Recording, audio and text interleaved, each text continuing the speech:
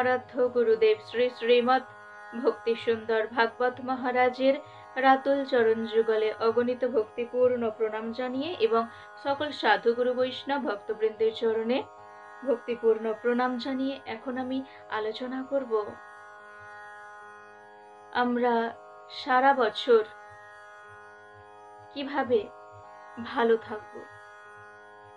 সারা বছর আমরা ভালো থাকতে চাই, তো 1 জানুয়ারি আমরা খুবই আনন্দ করি, খুবই মজা করি, একটা আনন্দ হয় আমাদের মনের মধ্যে যে আমরা পুরানো যত দুঃখ কষ্ট ছিল সেই সমস্ত দুঃখ কষ্টকে পিছনে ফেলে আমরা এসে গেছি, আমরা ভালো কিছু লাভ করব, এই রকম আমাদের সকলের মনে একটা আশার আলো জেগে ওঠে। তো আমরা সারা বছর কিভাবে ভালো থাকবো, সারা বছর কিভাবে আনন্দ পাবো, সেই চেষ্টা আমাদের করতে হবে। শুধু কি একদিন আমরা আনন্দ করলাম তাহলে কি হবে? আমাদের চেষ্টা করতে হবে আমরা সারা বছর কিভাবে ভালো থাকবো। তো সারা বছর ভালো থাকার উপায় কি? শাস্ত্রে বর্ণিত হয়েছে যে সেই দিন হলো দুর্দিন, সেই দিনকে দুর্দিন বলা হয়েছে যে দিনে ভগবানের কথা আলোচনা করা হয়নি, ভগবানের কথা কর্ণে শ্রবণ করা হয়নি, ভগবানের নাম সংকীর্তন করা হয়নি, সেই দিনকে দুর্দিন বলা হয়েছে।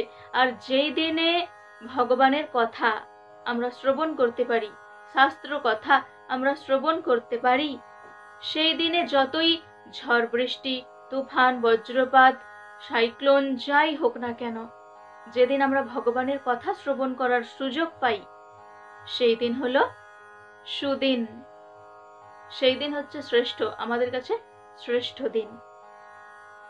আমরা সবাই দুর্দিন বলতে যেই দিন প্রচুর ঝড় বৃষ্টি তুফান সাইক্লোন হয় সেই দিনকে দুর্দিন বুঝি, আর যেদিন আমরা খুব আনন্দ উপভোগ করি, সবাইকে নিয়ে একসাথে মিলেমিশে আনন্দ উপভোগ করি, সেই দিনকে আমরা সুদিন বলে থাকি। যে আমরা আজ ফিস্ট করলাম, আমরা আজ সবাই মিলে বেড়াতে গেলাম কোথাও, সেই দিনকে আমরা সুদিন ভেবে থাকি।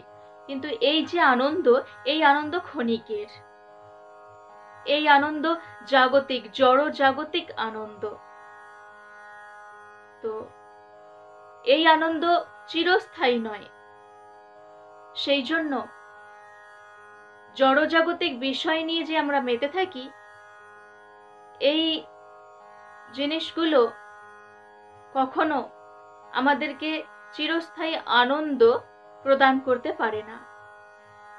তাই সুদিন হলো সেই দিন যেদিন আমরা ভগবানের কিছু কথা কর্ণে শ্রবণ করার সুযোগ পাই, শাস্ত্র কথা, গীতা ভাগবত কথা, ভগবান শ্রীকৃষ্ণ গীতায় কি বলেছেন, গীতার বাণী, ভাগবত শ্রীমদ্ ভাগবতমে ভগবানের কি কি লীলা কাহিনী বর্ণিত হয়েছে, ভগবানের কথা ভক্তের কথা আমরা যদি শ্রবণ করতে পারি তাহলে আমাদের সেই দিন সুদিন হয়ে যাবে। কারণ ভগবান শ্রীকৃষ্ণ আমাদের সকলের একান্ত প্রিয়জন। তো আমরা যদি বছরের প্রতিটা দিন ভালো থাকতে চাই তাহলে ভগবানের সাথে যুক্ত থাকতে হবে। ভগবানের সাথে যুক্ত না থেকে, ভগবানের কথা বাদ দিয়ে যদি আমরা জাগতিক বিষয়ের সাথে যুক্ত থাকি তাহলে আমরা সারা বছর ভালো থাকতে পারবো না। সারা বছর যদি আমরা ভালো থাকতে চাই, সব সময় সর্বদা যদি আমরা ভালো থাকতে চাই তাহলে ভগবানের সাথে নিজেকে যুক্ত করতে হবে। আমরা ভগবানের সাথে ডিটাচ হয়ে গেছি, সেই জন্য আমাদের দুঃখ কষ্টের এই পৃথিবীতে আসতে হয়েছে। তো ভগবানের সাথে যুক্ত থাকার চেষ্টা করতে হবে। গীতায় ভগবান শ্রীকৃষ্ণ 6ষ্ঠ অধ্যায়ের 47 নম্বর শ্লোকে তিনি বলছেন, যোগিনামপি সর্বেষাং মতগতেনান্তরাত্মনা শ্রদ্ধাবান ভজতে ইয়ো মাং স্বমে যুক্ত তমো মতঃ। অর্থাৎ যিনি শ্রদ্ধা সহকারে মতগত চিত্তে আমার ভজন সাধন করে থাকে, যারা যারা শ্রদ্ধা সহকারে মদগত চিত্তে আমার ভজনা করে থাকে, তো সেই রকম ব্যক্তি সবচেয়ে অন্তরঙ্গ ভাবে আমার সাথে যুক্ত থাকে। ভগবান কি বলছেন? কারা ভগবানের সাথে যুক্ত থাকেন? ভগবান বলছেন যারা শ্রদ্ধা সহকারে মদগত চিত্তে আমার ভজনা করে থাকেন, তারা অন্তরঙ্গ ভাবে আমার সাথে যুক্ত থাকেন। আর সেই রকম ব্যক্তি সমস্ত যোগীদের থেকে শ্রেষ্ঠ, সমস্ত যোগীদের থেকে শ্রেষ্ঠ। কারণ ভগবান বলছেন নাহং তিষ্ঠামি বৈকুণ্ঠে যোগিনাং হৃদয়ে শুভা তত্র তিষ্ঠামি নারদ যত্র গায়ন্তি মদ ভক্তাঃ। অর্থাৎ আমি বৈকুণ্ঠে থাকি না, আমি যোগীদের হৃদয়ে থাকি না, আমি সেখানে থাকি যেখানে আমার নাম সংকীর্তন হয়, যেখানে আমার ভক্তেরা আমার নাম সংকীর্তন করে থাকে, আমার গুণগান করে থাকে, আমি সেখানে থাকি। তো সেই জন্য ভগবান গীতায় বললেন যে যোগিনাম অপি সর্বেষাং মতগতেন অন্তরাত্মনা শ্রদ্ধাবান ভজতে ইয়ো মাং স্বমে যুক্ততম মতঃ। অর্থাৎ যিনি শ্রদ্ধা সহকারে মদগত চিত্তে আমার ভজনা করেন, তিনি সবচেয়ে অন্তরঙ্গ ভাবে আমার সঙ্গে যুক্ত এবং তিনি সমস্ত যোগীদের থেকে সর্বশ্রেষ্ঠ। আর এই রকম ব্যক্তি সর্বদা ভগবানের সাথে যুক্ত থাকেন। আর যারা সর্বদা ভগবানের সাথে যুক্ত থাকেন তারা তো সবসময় আনন্দের মধ্যেই থাকেন। ভগবান শ্রীকৃষ্ণ গীতার 11 অধ্যায়ে 3 নম্বর 3য় শ্লোকে তিনি বলছেন যে ক্ষেত্রজ্ঞং চাপি মাং বিদ্ধি সর্বক্ষেত্রেষু ভারত ক্ষেত্র ক্ষেত্রজ্ঞয়োর জ্ঞানং ইয়ত্তজ জ্ঞানং মতং মম। অর্থাৎ হে ভারত আমাকে অন্তর্যামী পরমাত্মা রূপে সমস্ত ক্ষেত্রের ক্ষেত্রজ্ঞ বলে জানবে। পরমেশ্বর ভগবান তিনি পরমাত্মা রূপে সকলের অন্তরে বিরাজমান, তিনি সকলের অন্তরে বিরাজিত পরমাত্মা রূপে, আর তিনি সমস্ত ক্ষেত্রের ক্ষেত্রজ্ঞ, সমস্ত ক্ষেত্রের ক্ষেত্রজ্ঞ। ক্ষেত্র বলতে কি বোঝানো হয়েছে? জীবাত্মা।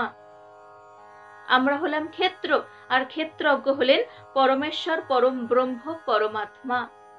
ক্ষেত্রজ্ঞ হলেন পরমেশ্বর ভগবান, তিনি ক্ষেত্রজ্ঞ। তো সেই জন্য ভগবান বলছেন যে আমাকে অন্তর্যামী পরমাত্মা রূপে সমস্ত ক্ষেত্রের ক্ষেত্রজ্ঞ বলে জানবে। সমস্ত জীবের পরমাত্মা আমি, ভগবান সকল জীবের পরমাত্মা, ভগবান শ্রীকৃষ্ণ সকল জীবের পরমাত্মা রূপে তিনি সকলের হৃদয়ে বিরাজমান, আর তিনি সমস্ত অবতারের আদি উৎস। পরমেশ্বর ভগবান শ্রীকৃষ্ণ তিনি সকল অবতারের আদি উৎস। সেই জন্য বলা হয়েছে এতে চাংশ কলা পুংস, শ্রীমদ্ ভাগবতমে বর্ণিত হয়েছে এতে চাংশ কলা পুংস কৃষ্ণস্তু ভগবান স্বয়ং ইন্দ্রাণি ব্যাকুলং লোকং মৃরয়ন্তি যুগে যুগে। অর্থাৎ সমস্ত অবতারেরা ভগবানের অংশ প্রকাশ মাত্র, আর ভগবান হলেন স্বয়ং ভগবান, শ্রীকৃষ্ণ হলেন স্বয়ং ভগবান। কৃষ্ণস্তু ভগবান স্বয়ং, ভগবান শ্রীকৃষ্ণ হলেন স্বয়ং ভগবান। ইন্দ্রাণি ব্যাকুলং লোকং মৃরয়ন্তি যুগে যুগে, তিনি তো সকলকে রক্ষা করার জন্য যুগে যুগে অবতীর্ণ হন, সকলকে রক্ষা করার জন্য।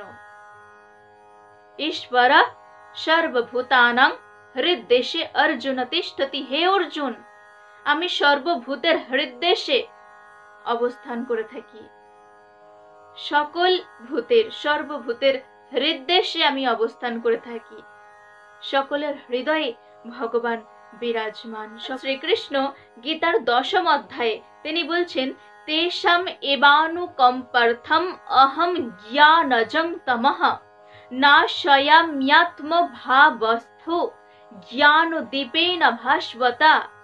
অর্থাৎ তাদের প্রতি অনুগ্রহ করে আমি তাদের হৃদয়ে অবস্থান করি। কাদের প্রতি? ভক্তের প্রতি।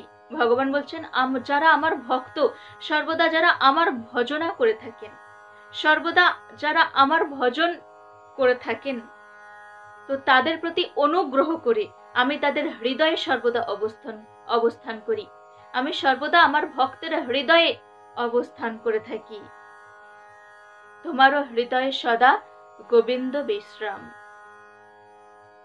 তো সেই জন্য ভগবান তিনি বলছেন যে আমি ভক্তের প্রতি অনুগ্রহ করে আমি তাদের হৃদয়ে অবস্থান করে থাকি, আর উজ্জ্বল জ্ঞান প্রদীপের দ্বারা অজ্ঞানজনিত মোহ অন্ধকার আমি নাশ করে দিই। উজ্জ্বল জ্ঞান প্রদীপের দ্বারা অজ্ঞানজনিত মোহরূপ অন্ধকার, অজ্ঞানজনিত মোহ অন্ধকার আমি নাশ করে দিই।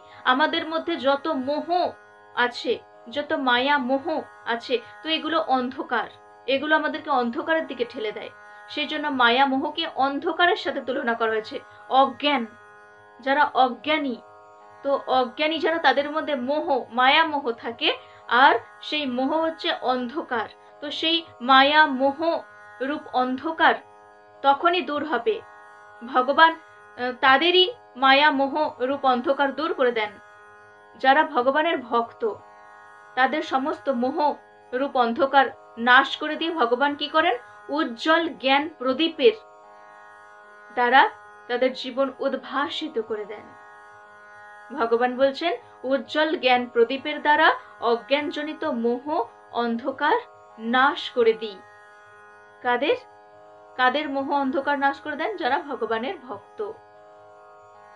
ভগবান তাদের প্রতি অনুগ্রহ করেন।